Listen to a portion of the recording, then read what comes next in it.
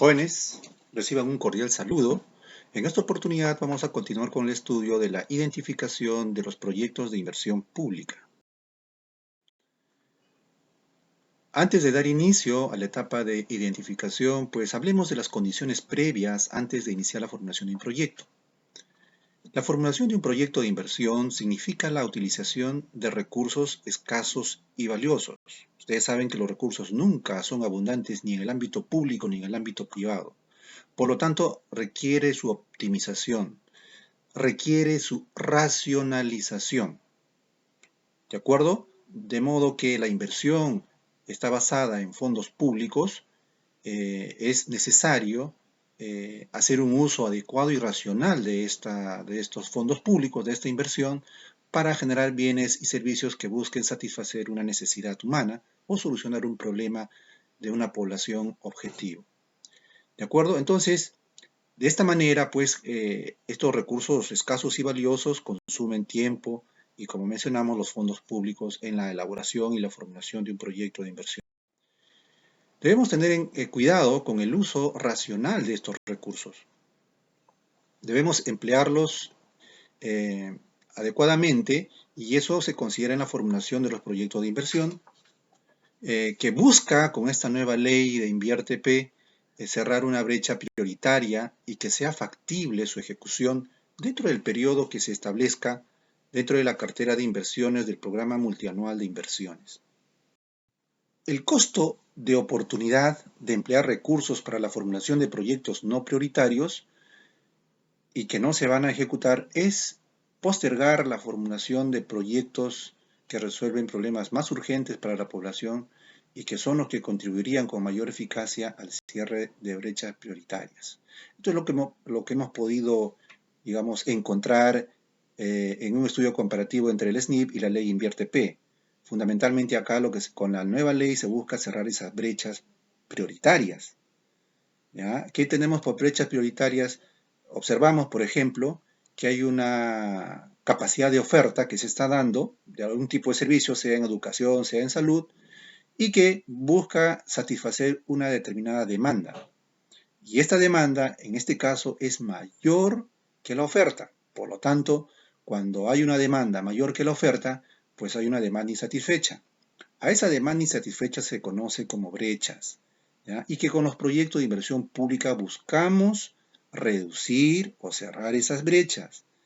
¿Eso qué implica? Implica que el Estado debe generar mayor capacidad de oferta de servicios, sea de educación, sea de salud o de cualquier cartera que brinda el Estado para reducir esas brechas, ¿ya? Entonces, el costo de oportunidad nos habla de que dejamos de invertir en proyectos no prioritarios, ¿ya? Que no se van a ejecutar para enfocarnos en proyectos de inversión que son prioritarios, que van a resolver problemas urgentes para la población. Eso es fundamentalmente, no ver pues que se estén haciendo obras o proyectos como la instalación del mirador de Tambopata, donde tenía ascensor y en esa zona no había luz, ¿no? Entonces, eso nos da a entender que no está bien dimensionado, digamos, los recursos para la inversión, habiendo o encontrando pues necesidades más prioritarias en la zona, como por ejemplo el analfabetismo, como por ejemplo la falta de servicios básicos en la zona, ¿no? Entonces, a eso fundamentalmente se llama pues como problemas más urgentes para la población, como digamos proyectos prioritarios, básicos. En principio, una unidad formuladora debe determinar si una inversión cuyo documento técnico se busca formular se encuentra vinculada con una meta para el cierre de brechas establecida en el programa multianual de inversiones de la entidad a la que pertenece. ¿De acuerdo? Entonces, eso es algo fundamental también rescatable en la nueva ley, donde las unidades formuladoras pues tienen que relacionar o tienen que, digamos, concordar con la meta que establece pues cada institución, cada cartera, cada sector, si se quiere, ¿de acuerdo? Hay un programa multianual de inversiones y cada programa multianual de inversión tiene sus objetivos, tiene sus metas. Entonces los proyectos tienen que estar enmarcados dentro de esas metas ya establecidas, ¿no? Para que haya digamos, un lineamiento concurrente y se puedan alcanzar de manera adecuada esos objetivos. El proceso generador de ideas, de nuevos proyectos de inversión, debe nacer del ejercicio de la programación multianual de inversiones, contemplando la aplicación de los criterios de priorización del sector correspondiente en armonía con las prioridades del territorio. ¿De acuerdo? O sea, esto funciona como un sistema, ¿no? Aquí no, digamos, no hay nada de manera individual. Esa generación de ideas, es decir, identificación de los problemas a satisfacer, de una población afectada, sobre todo, debe estar enmarcada, ¿ya? ¿En qué? En el ejercicio de la programación multianual de las inversiones, como lo mencionaba hace un momento, ¿no?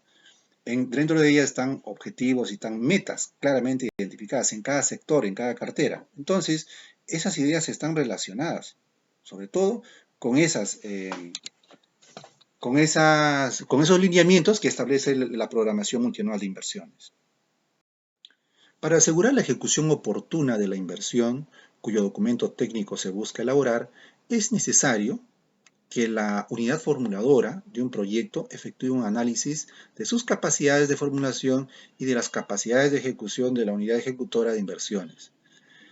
También en este sentido cabe resaltar que uno de los principales problemas que ha tenido, digamos, los proyectos de inversión pública con el Sistema Nacional de Inversión Pública, el SNIP, es que justamente estas dos unidades importantes, la unidad formuladora y la unidad ejecutora, no tenían la capacidad suficiente de poder formular y de poder evaluar, en el sentido de que no contaban con el personal profesional adecuado o capacitado que pueda realizar adecuadamente un proyecto de inversión, formular y evaluar, ¿no?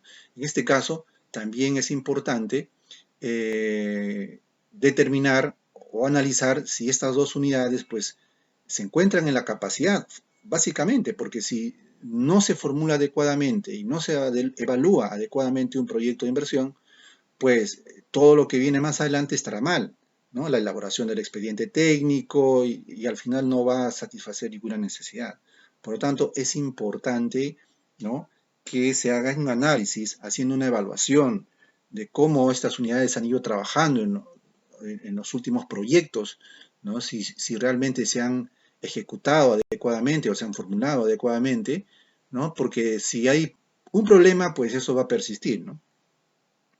Este análisis relacionado con la unidad formuladora y la unidad ejecutora debe comprender lo siguiente: que la capacidad de la unidad formuladora, la que se encarga de formular un proyecto de inversión, está en seguir rigurosamente el proceso de formulación y evaluación, detallados en el marco normativo de la ley Invierte P.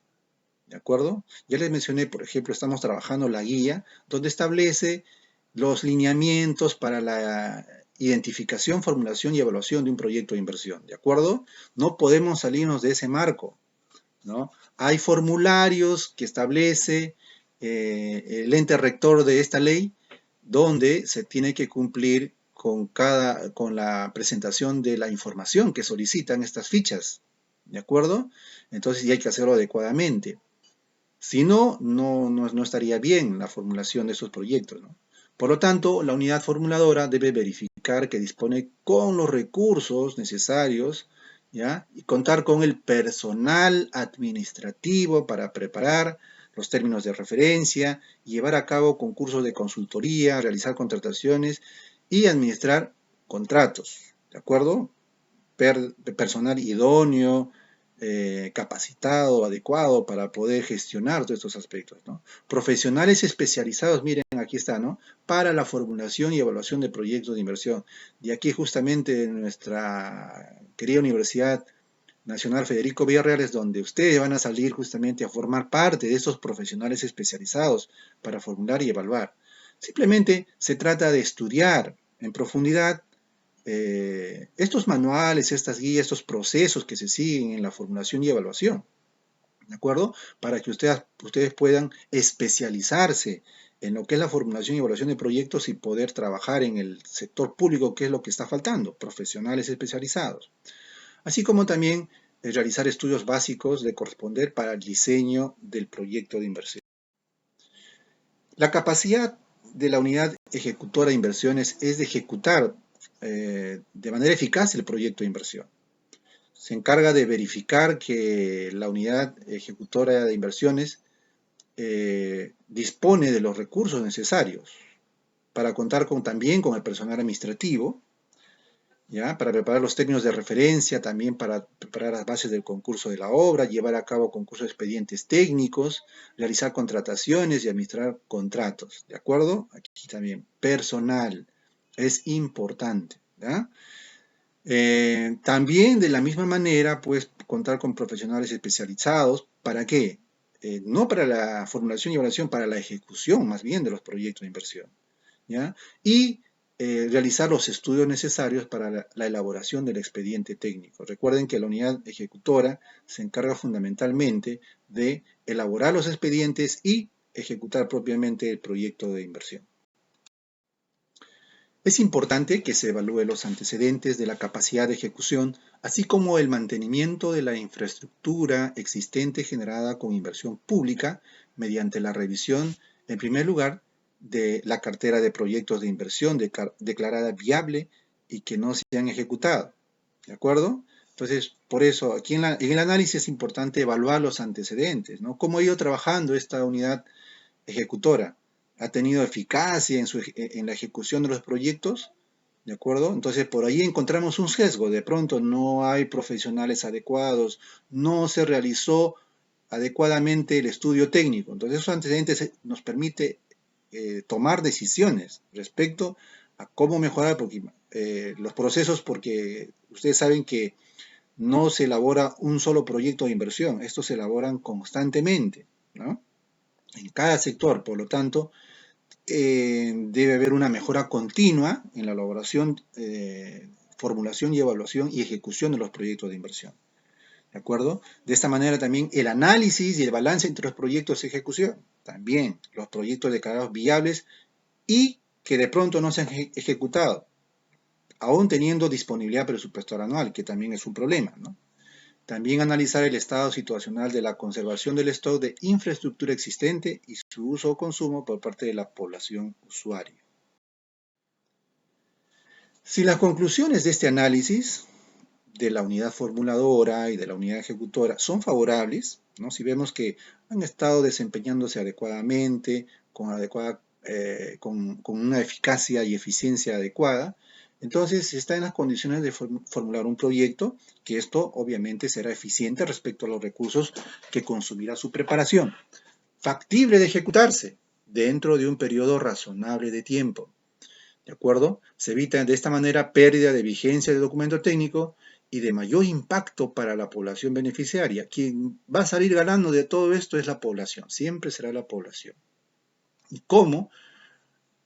Hoy en día podemos observar que en pleno siglo XXI todavía en nuestra misma capital todavía hay población, digamos, afectadas, ¿no? Que no tienen luz, agua, desagüe, no tienen pistas, no tienen veredas, ¿no?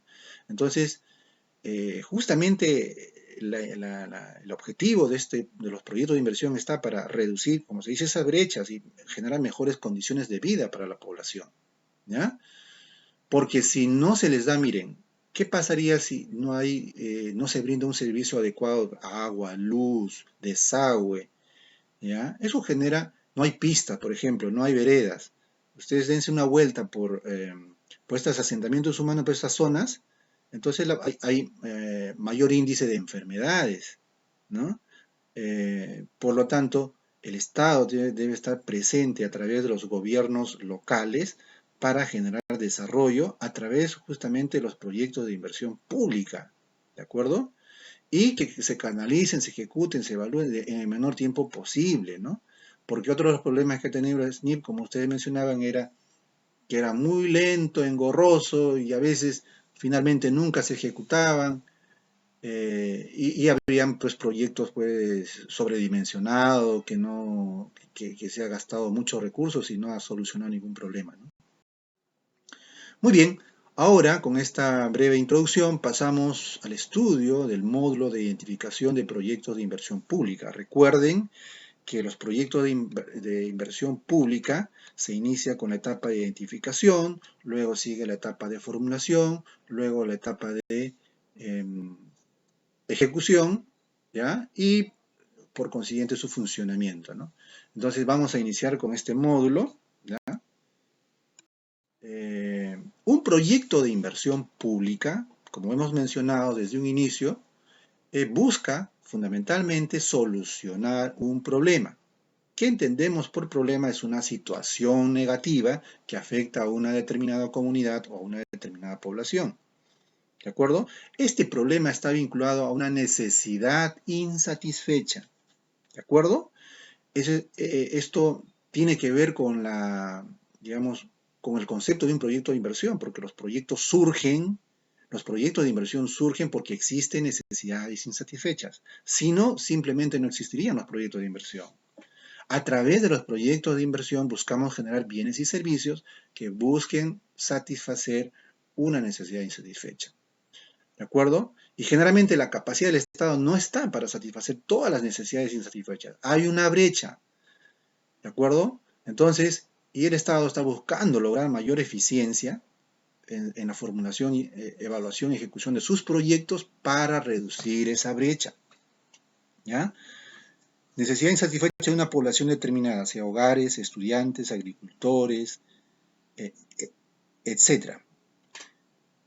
Y de esta manera, pues, se busca, como se menciona aquí, el cierre de brechas prioritarias. Por tal razón, entonces, antes de pensar en la solución y en los costos y beneficios, primero es importante tener pleno conocimiento del problema que se busca resolver mediante el proyecto de inversión. Por eso, en esta primera etapa, se debe formular cuál es el problema.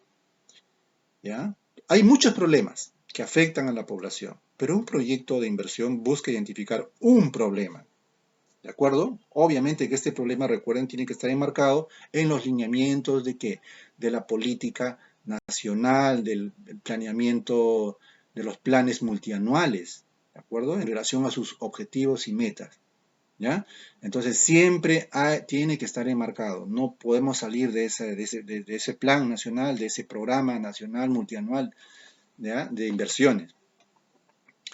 Entonces, primero, paso número uno es problema, definir el problema central, luego hay que hacer un diagnóstico para determinar cuáles son sus causas, cuáles son sus efectos y cuáles son sus fines, sus medios, para finalmente proponer alternativas de solución.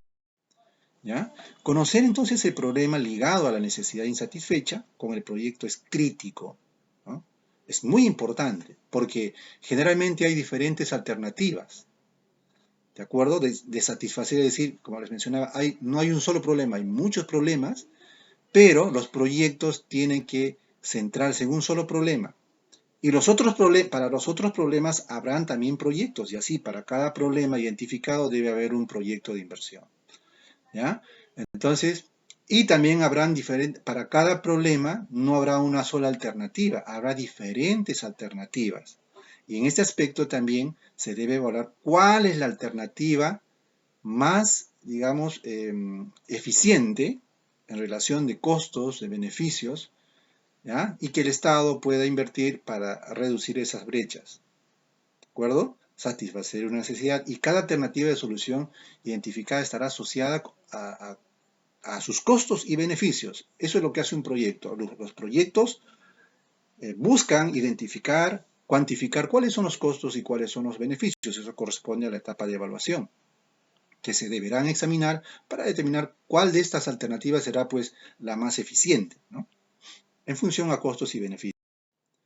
Entonces, este módulo de la identificación permite, en primer lugar, la definición de la información, ¿de acuerdo? El territorio, cuál es la zona afectada, la población afectada, ¿ya? Entonces, que se necesitan fundamentalmente para analizar las diferentes variables críticas, que va a servir para los siguientes módulos, porque esto es sistémico, ¿de acuerdo? Hay un orden en el desarrollo de la formulación. Primero es identificación, luego viene formulación y luego seguimos con evaluación. ¿de acuerdo? De la alternativa o alternativas, pues, de los proyectos de inversión. Muy bien, entonces las orientaciones que se ofrecen en este módulo nos permite, en primer lugar, planificar y realizar el diagnóstico que justifica la intervención. Miren, subrayo el diagnóstico, pero como ustedes saben, los administradores conocemos de este concepto, es importante analizar la situación actual, definir la problemática, cuáles son las causas, los efectos, los fines, los medios y qué alternativa de solución se debe brindar para solucionar este problema, ¿no? Entonces, es importante, partiendo desde quiénes son la población afectada, cuál es el territorio, el área afectada, hay que analizar indicadores relacionados a la oferta, a la demanda, cuál es la capacidad de oferta que tiene actualmente, digamos, esa unidad productiva, ¿no? Y cuál es, a qué cantidad de demanda está satisfaciendo. Y obviamente aquí vamos a encontrar una diferencia abismal muchas veces entre la demanda y la oferta, lo que con esta ley conocemos como brecha, ¿no? Y esa brecha que es tan grande, por lo menos buscamos reducir si es que no cerramos toda la brecha, ¿no? ¿De acuerdo? En segundo lugar, definir correctamente el problema que se intenta solucionar. Hay que definir el problema central. ¿Por qué decimos correctamente? Porque hay proyectos donde no definen correctamente el problema central. Utilizan el término falta y cuando utilizan ese término falta ya el problema está mal. Cuando dicen falta de pistas y veredas, la solución es poner pistas y veredas y se acabó. Y no es así. Hay que darle un enmarcamiento mucho más amplio, ¿ya? Un análisis mucho más profundo para ver que no solamente sea pues la instalación de pistas y veredas, sino que esto va a beneficiar en la reducción de enfermedades, generar una mejor calidad de vida, ahorro de tiempos, etcétera, etcétera, ¿no? Si hay problemas, obviamente hay que identificar cuáles son las causas que está generando ese problema y qué efectos está ocasionando. ¿De acuerdo? Ahora, habrá causas directas y acá habrá causas indirectas, como habrá efectos directos y efectos indirectos. Hay que identificarlos. ¿Ya? Entonces, luego de esto, siguiendo un proceso, se debe plantear los objetivos, partiendo del objetivo central y de los fines y medios, que también son objetivos específicos. ¿Ya? Entonces, y de los medios, del análisis de los medios, justamente planteamos la alternativa de solución que permitan alcanzar ese objetivo central. ¿De acuerdo? Y de ahí recién pasamos a la etapa de formulación. ¿Ya? Entonces aquí terminaríamos la etapa de identificación y pasaríamos a la etapa de formulación. Este gráfico nos muestra digamos, los pasos. ¿Cuántos pasos observamos? 3 pasos, ¿no? El primer paso se inicia pues con la idea del proyecto. En esta idea del proyecto pues hay que identificar la situación negativa. ¿Qué situación negativa? Pues es el problema, ¿ya? ¿Y cuáles son las necesidades insatisfechas en esa población afectada? Y esto permite identificar la brecha de servicio, ¿no? ¿A cuántos? Supongamos, de 10.000 pacientes solamente se está beneficiando a 3.000 y son 7.000 pobladores, 7.000 usuarios que no reciben el servicio, lo cual es dramáticamente pues inaceptable, ¿no? Es muy alto la demanda insatisfecha, ¿no? La brecha, ¿de acuerdo? Entonces, con la intervención de los proyectos de inversión buscamos en gran medida reducir esa brecha o, si se quiere, cerrar toda la brecha, que sería lo ideal, lo óptimo, ¿no? Entonces, esta etapa de identificación al inicio comprende 4 partes. Primero, definir el territorio, el área de estudio, el área de influencia, ¿ya? Y aquí todo esto corresponde a información, ¿no? Sola información que nos va a servir para poder hacer nuestro diagnóstico, ¿de acuerdo? Entonces, hay un nivel de profundidad en los estudios, ¿ya? Y también se brindan los lineamientos para cómo realizar el diagnóstico. Está en segundo lugar la población afectada. Hay que caracterizar, definir, identificar cuál es la población afectada. ¿de acuerdo? Porque no toda la población puede ser afectada, ¿de acuerdo? De esa zona geográfica, sino probablemente una parte, ¿ya? Entonces hay que identificar cuáles son. La unidad productora, ¿ya? Que es básicamente la entidad que se encarga de estar dando o que se encarga de brindar los servicios o los bienes en esa determinada comunidad, esa determinada población, ¿de acuerdo? Y también hay otros agentes involucrados, ¿ya? Que pueden ser de dos tipos, ¿no? Que ayudan o no ayudan, que colaboran o no colaboran. Algunos se benefician y algunos pues no colaboran o generalmente eh, generan incomodidad en la formulación de los proyectos de inversión. Y de ahí el segundo paso, fíjense, ya pasamos al segundo paso, es identificar el problema central. Aquí la metodología es la elaboración del árbol de problemas, ¿ya? Definir cuáles son las causas directas, indirectas, cuáles son los efectos. Este es el arbolito, ustedes ven, objetivos, problema central al centro, hacia abajo está el tronco, las causas directas, las causas indirectas, ¿ya? Y las ramificaciones vienen a ser los efectos, ¿no? Efecto directo, efecto indirecto. Entonces, de este bloque sale el otro bloque que viene a ser el objetivo. Si hay un árbol de problemas, habrá un árbol de fines y medios, ¿ya? Entonces, del problema central, el objetivo central. De las causas directas, los medios de primer nivel. De las causas indirectas, los medios fundamentales. De los efectos directos, el fin directo. De los efectos indirectos, los fines indirectos. Del efecto final, el fin último, ¿ya? ¿De acuerdo? Y de aquí se formulan las acciones y de esas acciones van a, el paso 3 ya, la formulación de la alternativa de solución. La combinación de esas acciones nos van a permitir formular una o más alternativas de solución que van a ser formuladas y evaluadas para definir cuál es la alternativa más viable y factible que pueda generar la intervención de un proyecto de inversión, ¿ya? Esto es lo que vamos a ver en detalle, jóvenes, en esta primera etapa, y como digamos, el estudio es teórico práctico, toda esta teoría ustedes lo tienen que aplicar en un caso práctico real de un proyecto de inversión pública.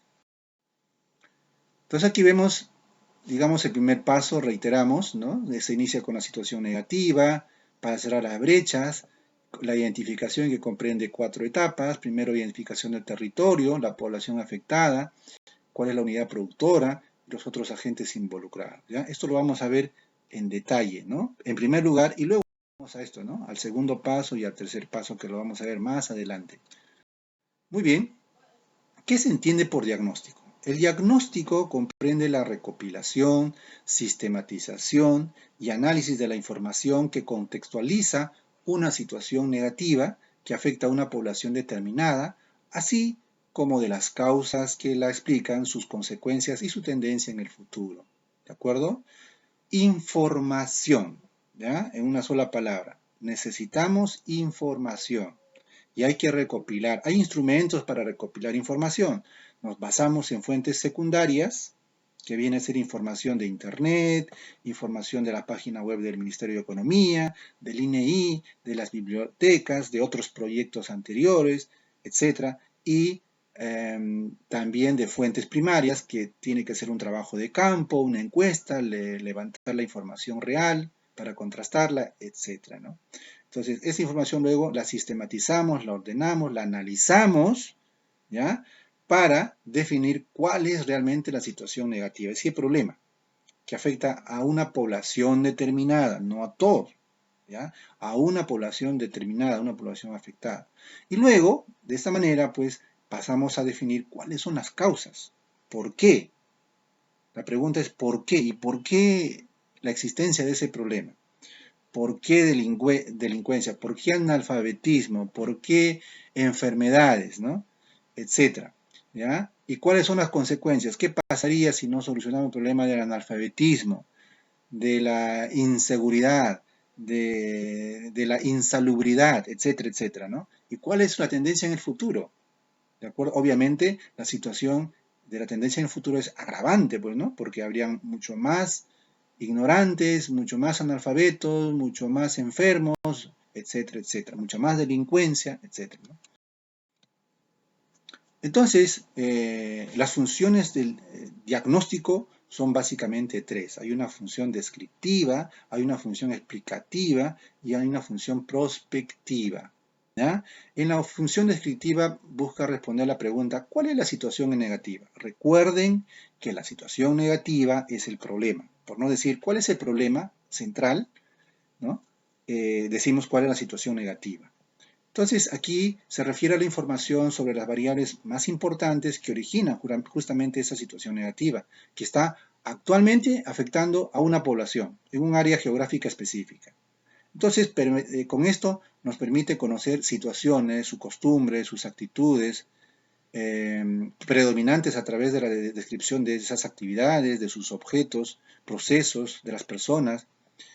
Nos proporciona evidencia de la existencia de un problema, ¿de acuerdo? Que está afectando a esa comunidad. Y esto también nos permite identificar las brechas de infraestructura. Obviamente, observamos que la infraestructura nunca va a ser, digamos, adecuada. Siempre va a haber una brecha en infraestructura. En el tema, por ejemplo, de colegios, de las postas, de los hospitales, de las comisarías, de las policías, de los enfermeros, siempre hay brecha, ¿no? En términos de infraestructura, ¿no? Y también brechas en términos del acceso a los servicios, ¿ya? No hay una cobertura adecuada y peor, no hay una calidad. Y si se brinda el servicio no, o el bien, pues no es de calidad. Entonces, además es útil también para plantear las preguntas más importantes sobre las causas que explican la situación negativa. O sea, aquí buscamos la evidencia del problema, ¿no? ¿De acuerdo? Observamos y describimos, ¿de acuerdo? ¿Cuál es la problemática? ¿Qué está pasando? ¿Ya? Y hay que priorizar, porque, a ver, ¿cómo priorizo yo un problema? ¿Qué problemas observamos? Problemas de salud, problemas de inseguridad, problemas de analfabetismo. ¿Y cuál priorizamos, no? Entonces, hay que priorizar en el sentido de que cuál es el que más está afectando, pues, ¿no? Entonces, yo podría decir de repente hoy en día puede ser el tema de salud. Otros podrían decir, ¿no? El tema de la inseguridad, que cada vez es más alarmante, ¿no? Entonces, y así, se prioriza y obviamente esto va a enmarcarse en un proyecto de inversión que busque reducir esas brechas en ese determinado sector, enmarcado en una determinada cartera, dentro de un objetivo, una meta de los programas multianuales. Ahora, la función explicativa responde a la pregunta ¿y qué y cómo se ha generado esa situación negativa? ¿Por qué? ¿Por qué hay ese problema de la delincuencia? ¿Por qué hay ese problema de, de las madres adolescentes? ¿Por qué hay el problema del analfabetismo? ¿Por qué hay el problema de la deserción escolar? ¿Por qué hay el problema de la agricultura? Etcétera, etcétera, ¿no? Es decir, luego de confirmar la existencia de un problema, hay que identificar y analizar el comportamiento, el conjunto de las variables que caracterizan el problema. Es decir, aquí se pretende entender el por qué y el cómo la situación negativa del problema afecta a esa población y cuáles son sus posibles causas y consecuencias. O sea, confirmamos ese problema, ¿ya? Vamos profundizando el diagnóstico y aquí pasamos ya a causas y consecuencias, ¿no? Y la prospectiva siempre vemos a futuro. Prospectiva significa futuro. ¿Cómo va a evolucionar la situación negativa? Siempre en un diagnóstico no solamente definimos las consecuencias actuales, ¿no? ¿De acuerdo? Está generando tal cosa, tal cosa, tal cosa, sino también a futuro. ¿Y qué pasaría si el Estado no toma las medidas necesarias, haciendo o generando proyectos de inversión para reducir la brecha? ¿Qué pasaría? Obviamente la situación sería agravante, pues, ¿no? Aumentaría la producción, aumentaría la deserción, aumentaría la insalubridad, etcétera, etcétera, ¿no? Eso es pronosticar el futuro, ¿ya? Hay que determinar el comportamiento futuro que tendrían las variables que se están analizando en el problema, ¿no? Sus causas y consecuencias. Entonces, la información recopilada, resalto el concepto de información, ¿ya? Recopilada por el diagnóstico, nos debe mostrar una situación actual, ¿de acuerdo? En términos ya cuantitativos, con toda la información, ¿ya? Identificando ya las brechas, ¿no? De las condiciones de prestación del servicio, ¿de acuerdo? Vinculado a la situación negativa. esto tiene relación con la brecha, pues, ¿no? Porque habla de la prestación del servicio. Y encontramos seguramente vamos a encontrar una deficiencia en la prestación de servicio, una deficiencia en la infraestructura, en la capacidad de atención, de oferta, ¿no? ¿De acuerdo? Que va a afectar a la población, ¿no? De todas maneras, afecta, ¿ya? Afecta. Entonces, ¿por qué? Porque hay una ineficiencia del Estado. Por eso, el Estado siempre ha sido ineficiente, ¿no? Como empresario, por ejemplo, ha fracasado y ha tenido que darle el pase al sector privado para que pueda brindar esos servicios, ¿no? Y de pronto, en un tiempo u otro, el Estado también va a dar la oportunidad al sector privado para que ya se encargue de dar todos los servicios básicos, ¿no? eh, y ya no, el Estado no tendría que estar elaborando proyectos, sino lo tendría que hacer el sector privado, ¿no? Entonces, eso fundamentalmente, ¿no? Buscar reducir las brechas, tanto desde la perspectiva de la población, que busca satisfacer sus necesidades respecto a la cantidad, a la calidad de servicio recibido, como también del proveedor del servicio o unidad productora. En este caso estamos hablando del estado de la infraestructura, de los equipos y otros factores de producción que también son deficientes, ¿no? Entonces, ello que va a permitir, todo esto va a permitir justamente la intervención de los proyectos de inversión en esa determinada zona geográfica o población afectada para reducir la brecha, ¿ya?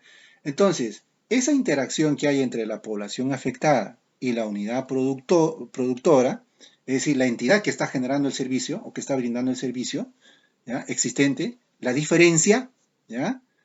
Porque la población afectada es demanda, unidad productora es oferta. La diferencia entre esos dos, ¿ya? Entonces, ¿qué nos va a dar? Brecha, ¿ya? Nos va a dar la brecha. Debe analizarse con un contexto geográfico, obviamente, un determinado territorio. Eso sucede en un determinado territorio. Pero hay un problema porque a veces no delimitamos adecuadamente el territorio. Por eso, esta nueva ley exige delimitar adecuadamente el territorio y hay indicadores en la página del MEF que ayuda, ¿no? A los que formulan y evalúan pues a hacerlo adecuadamente, ¿no? En que se produce destacando la necesidad de identificar y analizar los peligros con potencial de desencadenar riesgos y desastres. También otro aspecto importante, ¿no? ¿Y qué peligros podrían darse, ¿no? ¿Cuáles son los riesgos de desastre que podría afectar al proyecto? ¿Ya? ¿Eso qué nos permite? Analizar las consecuencias, por ejemplo, del cambio climático, lo que se llama análisis de riesgo en un contexto de cambio climático, conocido como ADR-CCC, ¿no? Que afecte la provisión o consumo del servicio, ¿ya? Otro aspecto importante, miren, que se incluye también es un análisis de riesgo del cambio del factor climático, ¿ya? Porque puede generar peligros, desastres, como por ejemplo el fenómeno del Niño, y alguna situación de la naturaleza que podría afectar, por ejemplo, ¿no? El clima y todo ello, ¿no? Puede afectar el proyecto. Entonces, el diagnóstico también debe incluir la identificación de otros agentes involucrados, ¿no? Que no reciben directamente el servicio, pero que pueden ser beneficiados o perjudicados por la solución que se busca implementar con el proyecto de inversión, ¿ya? Entonces, por ejemplo, si hablamos de un tema de salud, se relaciona con otros agentes. En este caso, siempre va a haber, formamos parte de un sistema, relación con quién, con seguridad, ¿no? Con educación, ¿ya? Entonces, eso, fundamentalmente, ¿no? La municipalidad, por ejemplo, los ministerios, los mercados, etcétera, etcétera, son otros agentes también que están involucrados. Las empresas, la empresa privada que forma parte, que está presente en ese territorio, ¿no? Y que puede ser afectado o puede ser beneficiado, ¿no? Entonces, el diagnóstico se estructura siguiendo estos cuatro etapas, ¿no? Primero, un análisis del territorio, luego hay que analizar la población afectada, definir la unidad productora y hacer un análisis de los agentes involucrados. Miren, en este gráfico podemos eh, observar estos cuatro ejes que forman parte del diagnóstico, ¿no? Por un lado está, miren, la población afectada, que está enmarcado dentro de un determinado territorio, ¿ya? Entonces, ¿y qué más está? Hay dos aspectos, ¿no? La población, véanlo desde el punto de vista de demanda, ¿ya? y la UP, que significa unidad productora, viene a ser oferta, ¿no? ¿Qué oferta? O, ¿qué significa oferta? Vienes a ofrecer, pues, ¿no? Ofrece servicios. Y la demanda, que es consume los servicios. Entonces, la diferencia entre la UP y la población afectada nos va a dar la brecha, ¿no? Y definitivamente encontramos brechas, y brechas que hoy en día son muy abismales, ¿no? Muy dramáticas, digamos, ¿ya? Entonces, por ejemplo, ese hospital no cubre la demanda. Ese colegio no cubre la demanda. Esa universidad no va a cubrir la demanda en la zona, ¿ya? Entonces, ¿y qué requiere? Eh, ampliar la capacidad de oferta, ¿de acuerdo? O construir o generar mayor infraestructura, ¿ya? O también mejorar la calidad de los servicios o de los bienes que se está ofertando. Eso está enmarcado dentro de un territorio y también se considera los otros agentes involucrados, ¿ya? ¿De acuerdo? Entonces, que no están fuera del territorio, están dentro del territorio, ¿ya? Están dentro del territorio, pueden ser, digamos, como ya les mencioné, una empresa, puede ser una municipalidad, puede ser colegios, etcétera, etcétera. Empezamos con el territorio. El territorio se debe describir y analizar el ámbito geográfico, o sea, hablar de territorio es hablar de un ámbito geográfico, ¿ya? Y el territorio, como ustedes saben, está claramente delimitado, ¿no? Hay un espacio geográfico que se conoce, ¿no? En kilómetros cuadrados, por ejemplo, si queremos saber cuántos kilómetros cuadrados tiene la región Ucayali, bueno, podemos definir esto, ¿no? Una determinada localidad también, ¿no? Porque todo está, digamos, ahí existe esa información.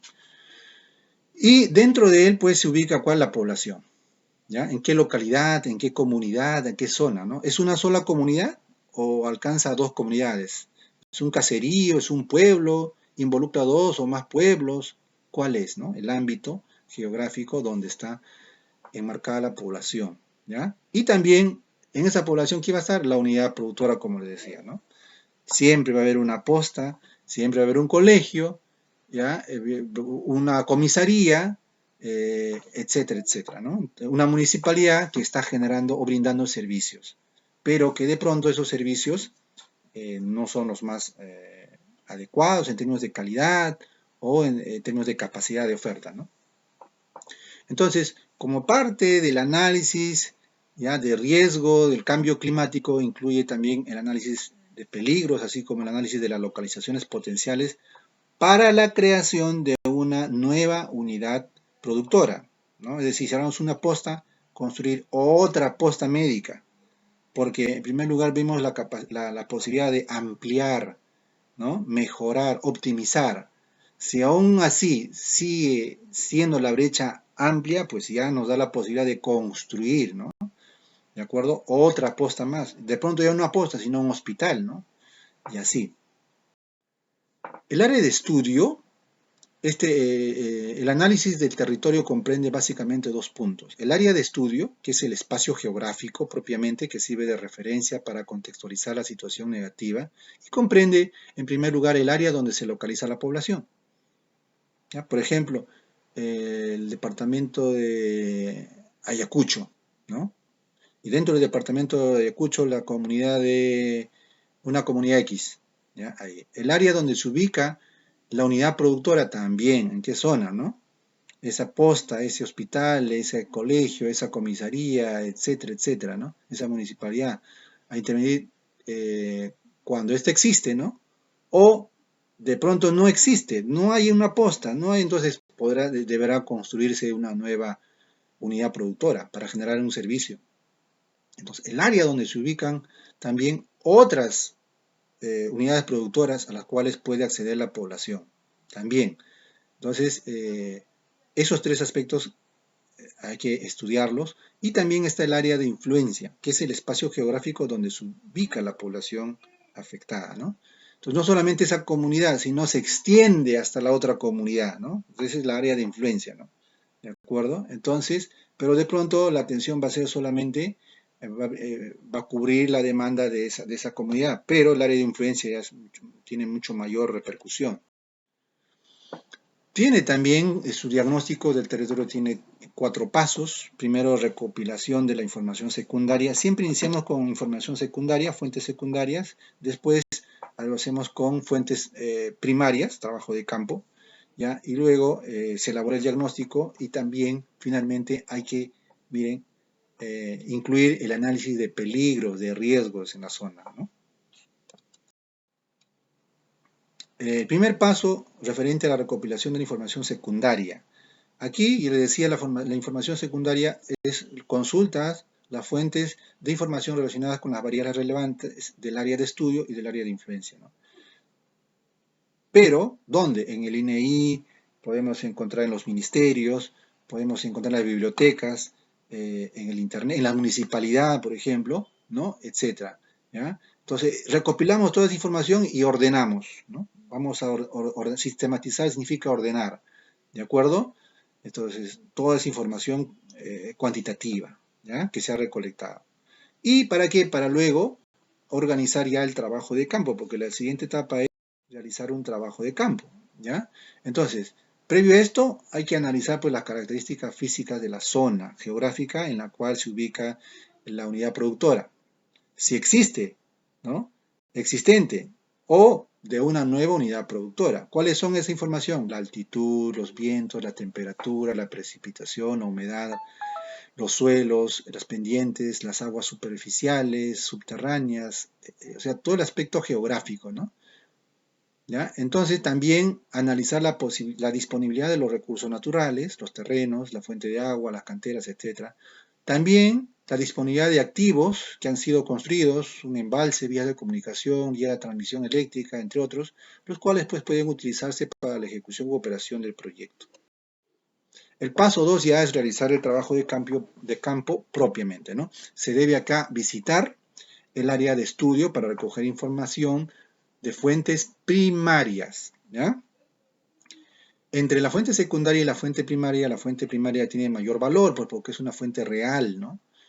La información principal se refiere pues a las características geográficas, disponibilidad de recursos, condiciones de acceso, que permitan luego proponer el diseño técnico de proyecto, ¿ya? Su localización, su tecnología, su tamaño. Identificar inversiones adicionales que permitan el funcionamiento de la unidad productora.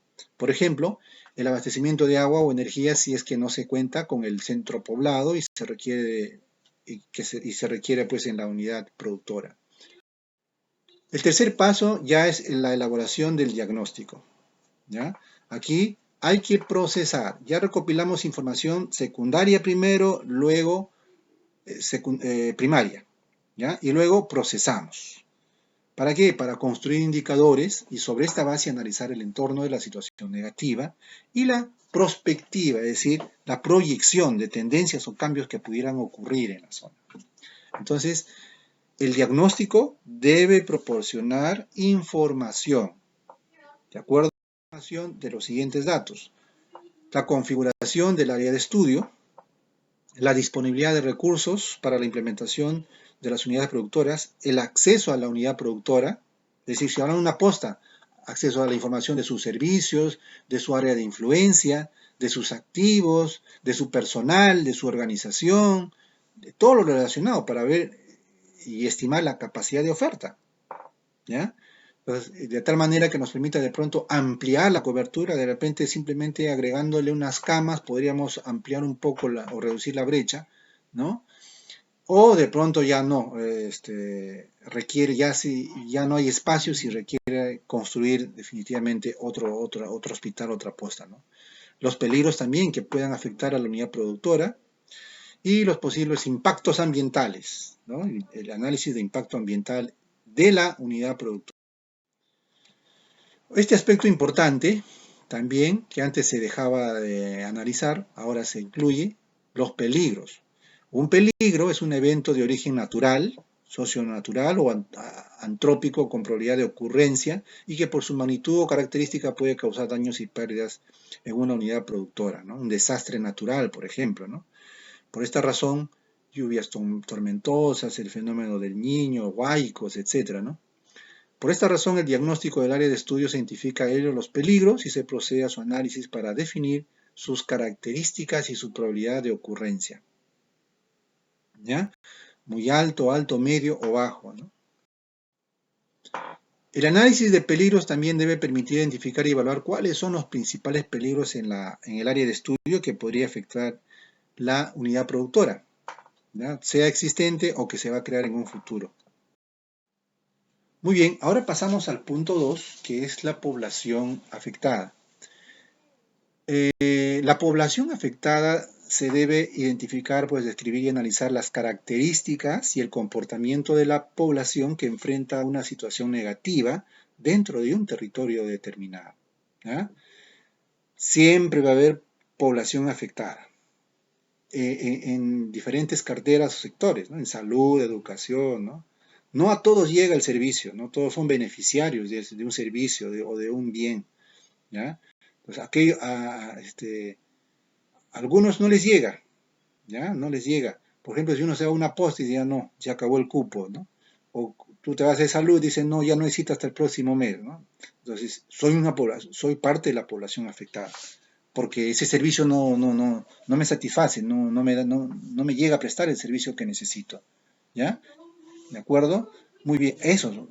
¿Quiénes son la población? Niños, escolares, agricultores, madres adolescentes, ¿quiénes son? ¿Quiénes son esa población que está siendo afectada, ¿no? Obviamente en un determinado territorio. Entonces, ¿qué es la población afectada? Corresponde, para definir esto, corresponde al conjunto de individuos afectados por la situación negativa, o sea, por el problema, ¿ya? Que se intenta solucionar, entendida como una necesidad insatisfecha asociada a una brecha prioritaria. Tiene relación, se dan cuenta, ¿no? Entre la capacidad de oferta, entre la oferta y la demanda, ¿ya? O sea, aquellos a quien no llega, pues forma parte de esa brecha, ¿ya? Forma parte de esa población afectada. Esta definición abarca tres aspectos fundamentales. En primer lugar, el concepto de necesidad. Necesidad, porque decíamos necesidades insatisfechas, ¿no? La necesidad hace referencia pues a aquellas demandas, o sea, pobladores que están demandando un servicio, cuya satisfacción recae bajo responsabilidad fundamentalmente del Estado. Es el caso de los servicios de educación, de salud, de agua, de luz, de transibilidad, transporte, entre otros ligados a funciones del Estado. Y por insatisfecha se alude pues a la carencia del acceso al servicio por parte de la población, cobertura de oferta, capacidad de oferta, o cuando ésta se recibe en forma inadecuada, en términos de calidad. ¿De acuerdo? No recibo, o si recibo, pues no lo recibo bien, ¿no? Hay ineficiencia, no es adecuado. Y por brecha, aquí está la definición de brecha prioritaria, se refiere las brechas de infraestructura. En primer lugar, puede ser infraestructura, ¿ya? De la unidad, ¿infraestructura de qué? De la unidad productora, pues, ¿no? Ese hospital, esa comisaría, no tiene la infraestructura adecuada, ¿de acuerdo? O se refiere, pues, también a la brecha de acceso a esos servicios, ¿ya? Estimadas y priorizadas para una fecha y ámbito geográfico determinado por una entidad pública en el marco del programa multianual de inversiones, que corresponda, porque hay diferentes sectores, problemas. ¿De acuerdo? Eso es la brecha, ¿de acuerdo? Yo podría definir esto como yo lo hago, en términos de la diferencia entre demanda y oferta. Demanda es la población afectada y oferta es la unidad productora que genera el servicio y que no cubre. Eso es brecha. La población afectada será pues la base para determinar los beneficiarios directos del proyecto. Aquí tenemos un ejemplo. Una situación negativa podría ser la contaminación por aguas servidas en un tramo de 2.8 kilómetros del río Chincheros en el distrito de Chincheros. Estamos marcando una zona geográfica, en este caso el distrito de los Chincheros, ¿ya? Y el problema que viene a ser la contaminación de aguas servidas. ¿Quién es la población? La población es de 4 centros poblados que están dentro de este distrito de Chincheros. No significa que solamente existen 4 poblados, de repente existen 10, pero son 4 los que están siendo afectados, ¿ya? Por lo tanto, esa es la población afectada. ¿Qué es la unidad productora? Porque hablamos de unidad productora, ya lo he mencionado, pues aquí lo vamos a definir. La unidad productora se debe describir y analizar las características, la estructura organizacional, el proceso productivo y la capacidad que tiene esta unidad, capacidad de servicio sobre todo que tiene esta unidad productora, que brinda bienes y servicios. Generalmente en el sector público son servicios, ¿no? No son bienes, generalmente. Puede haber servicios también, perdón, bienes, pero es en menor cantidad, pero en mayor cantidad son los servicios, ¿no? Vinculados a la situación negativa que afecta a la población, ¿ya? Entonces aquí, si se hace un diagnóstico, pues hay que analizar la unidad productora, ¿no? Por ejemplo, esa posta, su infraestructura, ¿ya? Sus ambulancias, sus camas, sus equipamiento, todo eso, ¿no? Y su capacidad, cuántas personas atiende por día, su capacidad de oferta, ¿no? Hay que, digamos, describir, ¿ya? Su estructura, su estructura de organización. Está el director, están 5 enfermeros, 10 doctores, personal, etcétera, etcétera, ¿no? Sí. Entonces, definimos, ¿qué es la unidad productora? La definimos como el conjunto de recursos o factores productivos, sea infraestructura, equipos, personal, la organización, la capacidad de gestión, entre otros, dentro de una entidad. Miren, entidad, puede ser una posta, puede ser una municipalidad, puede ser un colegio, una universidad, que articulados entre sí, o sea, todos estos aspectos de infraestructura, equipo, personal y todo ello, tiene la capacidad de proveer bienes y servicios a una población objetivo. Y entonces, todas las unidades productoras dan un pésimo servicio por un lado o tienen una capacidad de servicio deficiente, ¿no? Que no cubre la brecha. Entonces, por eso es importante, ¿ya? La implementación de unidades productoras. En los últimos años, ¿cuántas universidades se han creado? ¿Cuántos colegios se han creado? ¿Cuántos hospitales? ¿Cuántas postas? Miren, ¿eh? Para tener una idea de la insuficiente capacidad de servicio que tiene el Estado, ¿no? Frente a los servicios básicos que demanda la población para su atención. El servicio que brinda la salud, insuficiente. Las postas, insuficiente, ¿no? Ministerio de Salud, insuficiente. Ingresa acá a las municipalidades, solidaridad también es insuficiente, ¿no? ¿De acuerdo?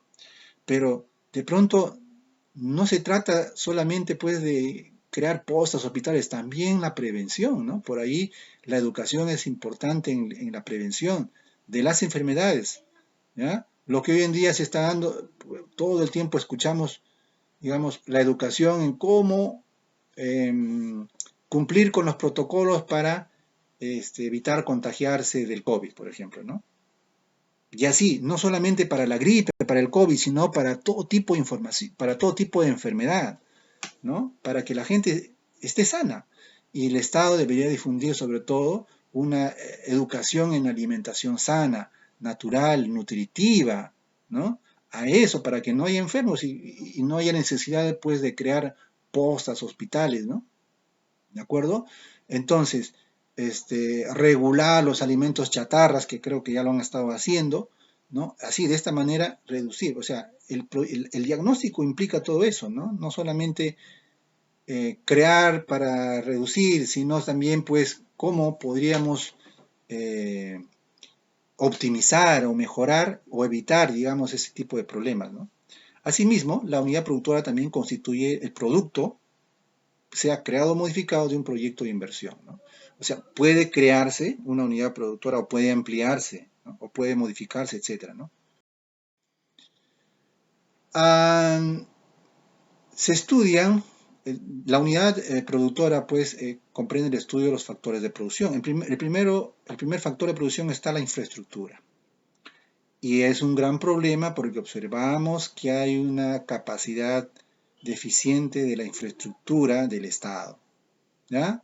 En hospitales, colegios, miren, visiten un colegio, ¿no? ¿Cómo están las carpetas, las pizarras, el ambiente, ¿no? No tienen ni techo, ¿no? O sea, la infraestructura es lo peor, ¿no? Entonces, y el Estado no hace nada por mejorar, ¿no? No hay un control. Obviamente aquí entra a detallar claramente el tema de la corrupción, pues, ¿no?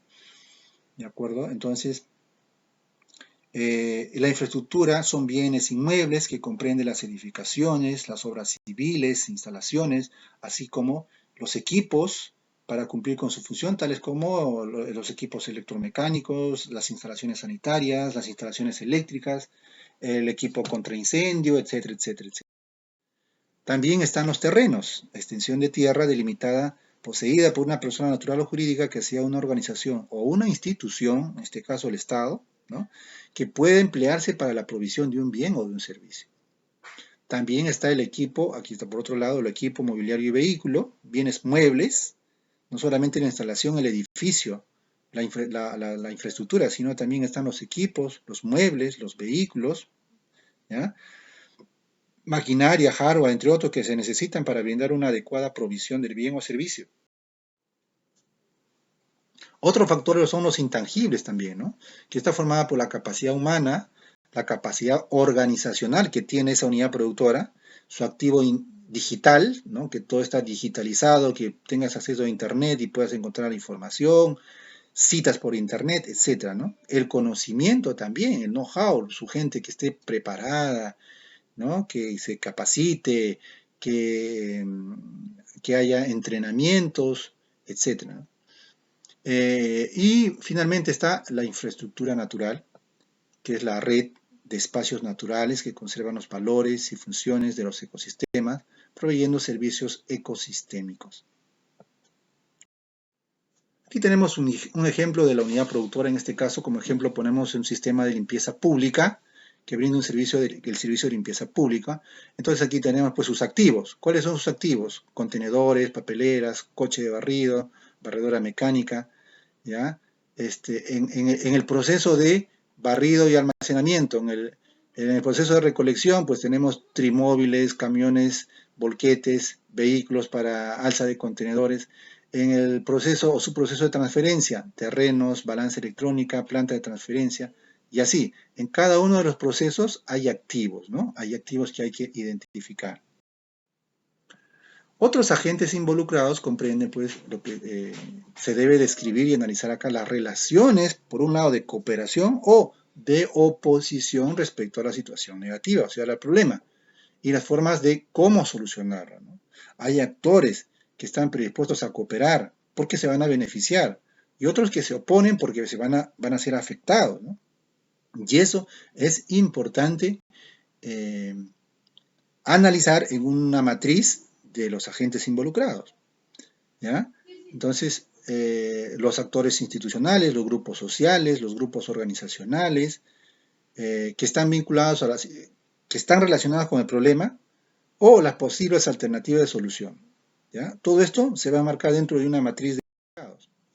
Pero, antes de ver la matriz de involucrados, pues hay que identificar dos tipos, decíamos, de agentes involucrados. Unos que son cooperantes, que comprenden a personas, organizaciones sociales que apoyan la promoción del proyecto, la población que está dispuesta a otorgar facilidades para la ejecución del proyecto, es decir, a veces dan hasta su mano de obra para poder colaborar con el proyecto, o aquellos que pueden, la municipalidad, por ejemplo, ¿no? Que puede brindar algún tipo de infraestructura, espacios, etcétera, ¿no?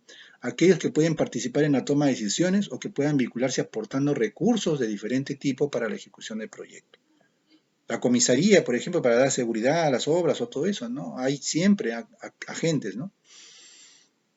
La entidad que elabora los documentos técnicos para la fase de la formulación, por ejemplo, la entidad a cargo del financiamiento, por ejemplo, la entidad a cargo para la operación del servicio y mantenimiento, por ejemplo, los que entregan licencias como las municipalidades, los permisos, ¿no?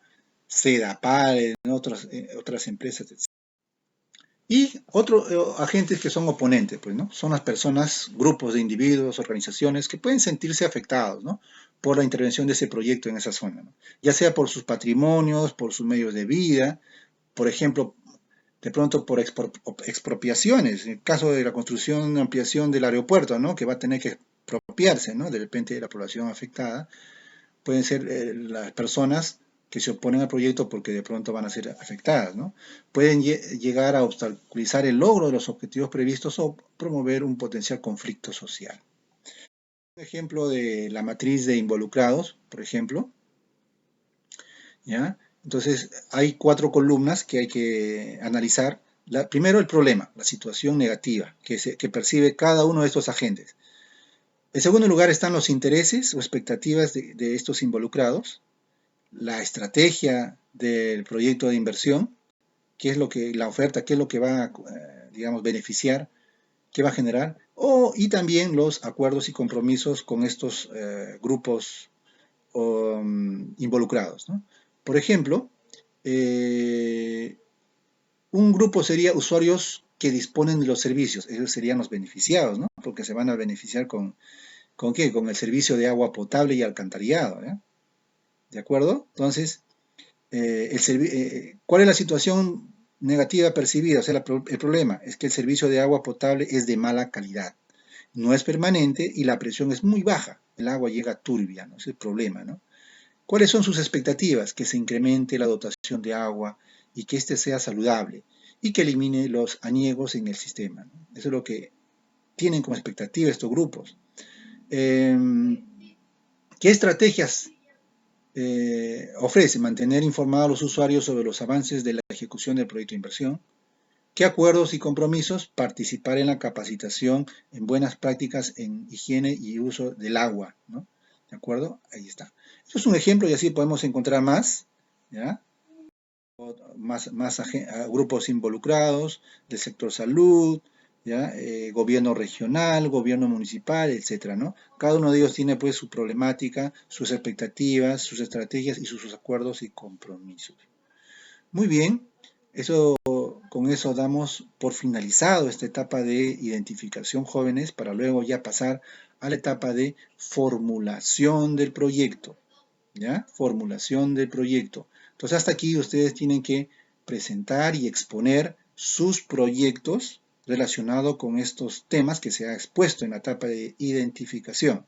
Sobre todo en el paso 1, ¿no? Porque el paso 2 lo vamos a ver después, ¿ya? A continuación de esto viene el paso 2, luego el paso 3 y de ahí viene recién la formulación. Entonces faltan todavía 2 pasos, pero hasta aquí es el primer avance para la presentación y exposición de los proyectos. Gracias, jóvenes. Eso es todo.